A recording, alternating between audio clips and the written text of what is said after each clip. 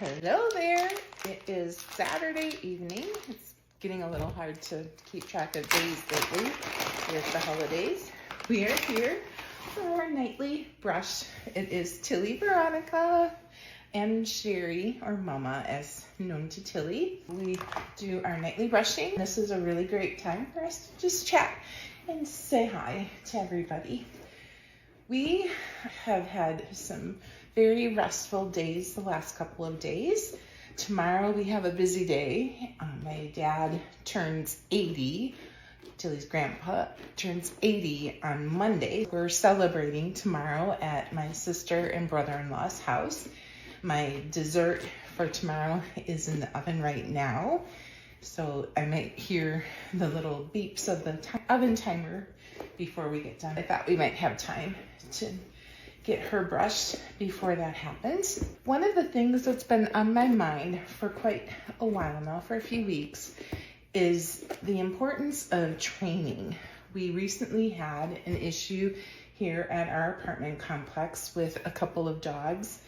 One of the dogs is well trained and had a little bit of anxiety from an issue when the dog was a puppy, but was really working through it. And the owner is really great owner that was really working hard on helping her dog through those anxiety issues. The other dog has great owners too, as far as they really love him and they do good things for him. One of the things that they struggled with when they first got that dog as a puppy, an older puppy from a rescue, was they didn't take the dog to basic obedience classes. They did work with him, the dog, don't get me wrong. They did work on basic obedience, but they didn't go to a formal class.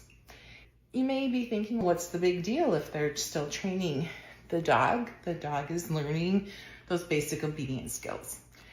There's a couple of things from my perspective of why the formal training is important. First of all, formal training is a group, so your dog gets to learn these other commands and socialize with dogs learning the other commands in the same space.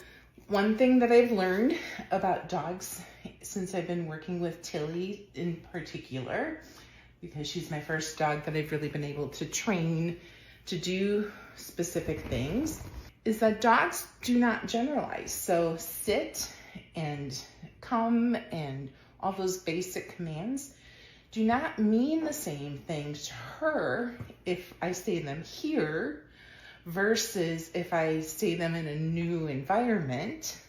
Even though she does them usually pretty well and pretty perfectly up here, if she's in a new environment, it's a whole new word in her mind until she gets used to obeying that command in that new environment. And if there's a new dog, it's the same thing.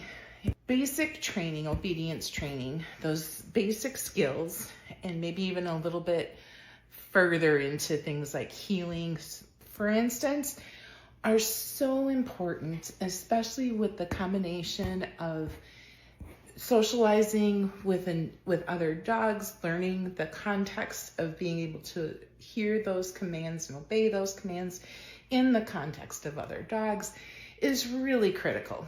Now, am I a professional trainer? No. Am I saying this because I know this based off of experience from training other dogs? No. I am saying this as a first-time dog owner that's training a dog, a first-time puppy owner who's now has an adult dog. She's 2 officially now.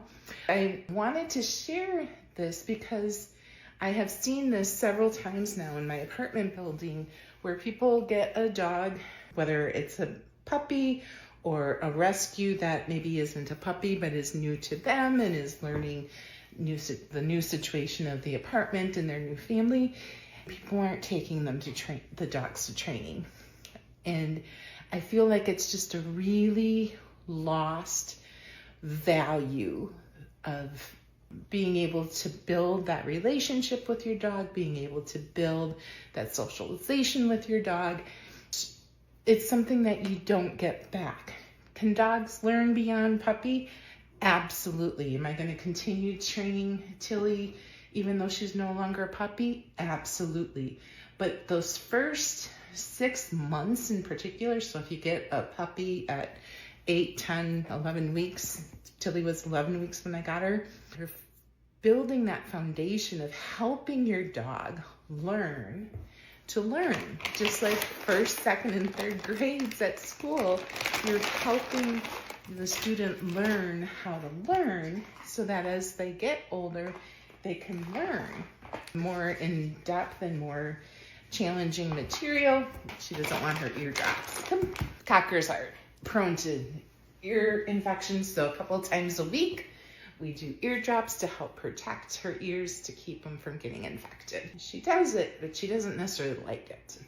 If you're getting a new dog or you got a new dog at Christmas time, which is common, or you're getting one after the first of the year, please take heart and train. Go to a training class, maybe more than one, a formal training class to be able to learn the skills. One of the best things about the training that Tilly and I did when she was a puppy was our trainer through the Waukesha Kennel Club, our local kennel club, is certified certified in dog behavior. She was willing to answer questions throughout the week. We had her phone number to be able to text or call every time we met. She would ask if there's specific issues that we were dealing with at home with our dogs. And then there was plenty of time for them to play as well and get to know each other. And there's the support of the other owners that are going through similar things and things you might be able to learn from them. I really, really can't stress enough how important I feel that basic training is.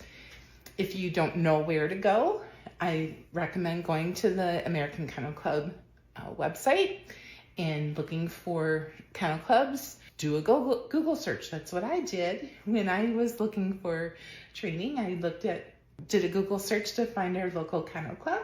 They were offering puppy classes right at the time that I was needing them. It was really great connection.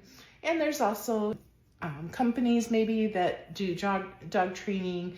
Some doggy daycares do dog training. I'm sure you'll find plenty of opportunities in the area that you're in. There's my timer. It's a good sign that we are done for tonight. Have a great night, everybody. Say bye, Tilly. Can you wave? Wave. Come on, wave. Yes, good girl. Bye-bye.